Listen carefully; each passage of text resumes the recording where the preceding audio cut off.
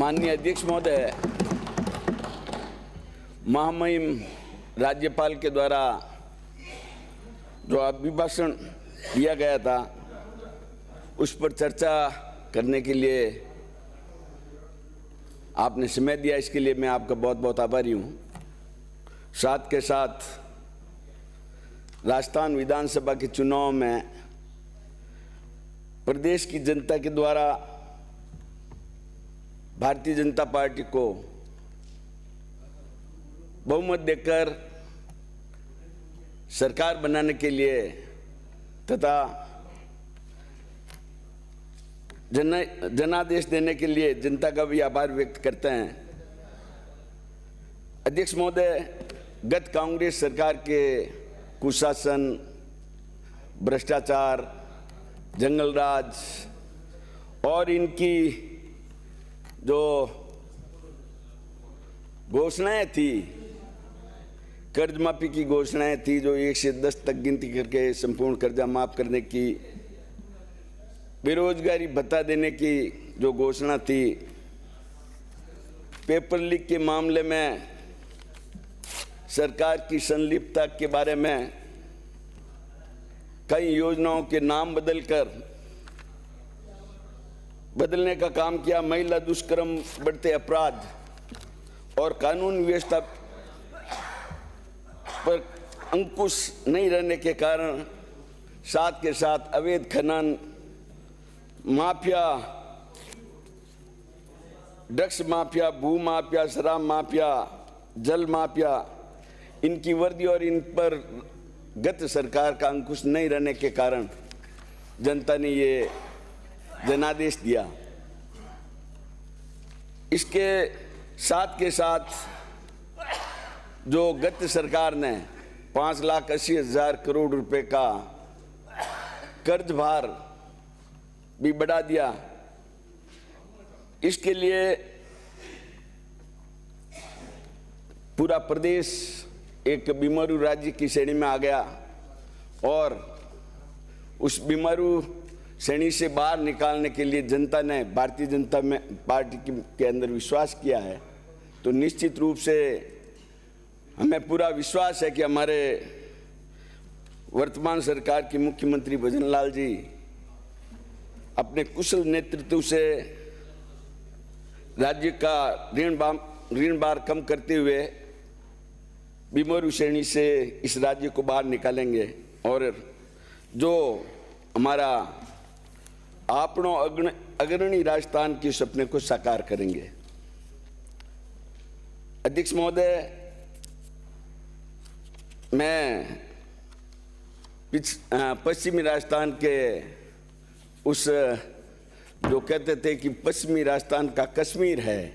बिलाड़ा वहां से आता, और उसकी आज स्थिति ऐसी है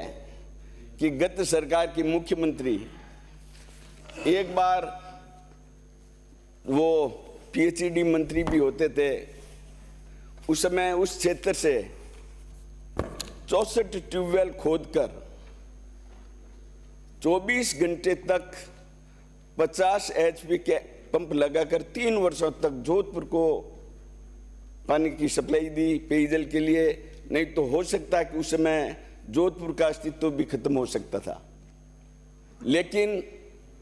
जब हमारी स्थानीय जनता ने उसका विरोध किया था तो उन्होंने इस बात को लेकर कि जो पाइप में यहाँ से 1 मीटर के पाइप ले गए थे जोधपुर के लिए 24 घंटे और 3 साल तक निरंतर, उसके जल दोहन से पूरा क्षेत्र सूख गया और वाटर लेवल जो 100 फीट पे था वो करीब 700-800 फीट पर चला गया और आज की तारीख में वहाँ खारा पानी और फ्लोराइड युक्त पानी मिल रहा है। तो मैं आपसे, आपके माध्यम से जो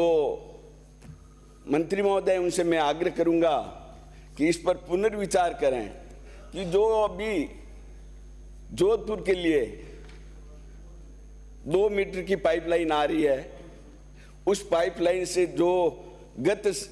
सरकार में 3 बार मुख्यमंत्री रहने के बाद भी वो बिलाड़ा को मीठा पानी नहीं दे सके, हिमालय का पानी नहीं दे सके, हमारे तत्कालीन मुख्यमंत्री वसुंधरा वसुंधरा राजे जी ने 308 करोड़ की योजना बनाई थी और उस योजना से वो दांतेवाड़ा तक पानी लेकर आ गए, लेकिन बिलड़ा शहर और उसके आसपास के 119 गांव में वो पानी नहीं पहुंच पाया। तो उसके कारण जो पिछली सरकार में मुख्य सचिव थे और मुख्यमंत्री जी के सलाहकार भी रहे, उन्होंने कुछ हिस्सा जो हमारे कई गांवों को पानी मिल रहा था उनको रोक कर वो अपनी राजनीतिक महत्वाकांक्षा के चलते सोजत में डाइवर्ट करवा दिया, जिसकी बदौलत पूरी दोनों नगर पालिकाएं पीपाड़ शहर और बिलाड़ा उसके साथ के साथ 119 गांव में पानी मिलना बंद हो गया। तो मैं आपके माध्यम से मंत्री महोदय से निवेदन करूंगा कि इसकी जांच करवाई जाए कि जब उस प्रोजेक्ट के अंदर वो क्षेत्र सम्मिलित नहीं था, उसके बाद वो पानी जो हमारे हक का पानी था उसको सोजत विधानसभा में कैसे ले गए। इसके अलावा मैं उनके लिए ये भी कहूंगा, सचिव वेद गुरु तीन जो प्रिय बोले भैयास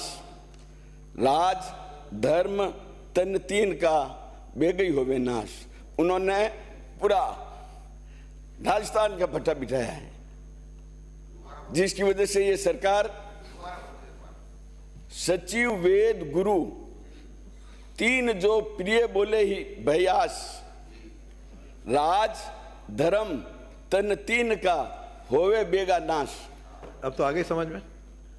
अब तो समझ में आ गई। तो इस तरह से आप जो जाके विपक्ष में बैठे हो उनका मुख्य कारण यह है कि आपने जो जनता का हित का पानी मिल रहा था उसको है जो आपने दूसरी जगह दे दिया, और वास्तविक जिन जनता को पानी मिलना चाहिए था उनको आज तक नहीं मिला, और उसकी वो उस जनता की बद्दुआ से आपको उधर जाना पड़ा। इसके अलावा हमारे पूर्ववर्ती भाजपा सरकार ने उदय योजना के तहत ऋण माफ कर किसानों को संबल प्रदान करने के लिए विद्युत उत्पादन बढ़ाया और लाखों कनेक्शन समाप्त करें माननीय सदस्य। उस समय दिए थे, लेकिन आज की स्थिति यह है कि वहां भी लोड शेडिंग के नाम पर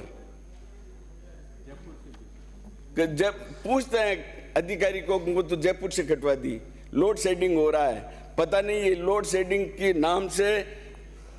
जनता को इतना परेशान किया जा रहा है। तो मैं आपसे निवेदन करूंगा कि जो इन्होंने पहले परिपत्र बनाई उसको छोड़कर वापस, हमारे मंत्री जी से निवेदन है कि आप इस अघोषित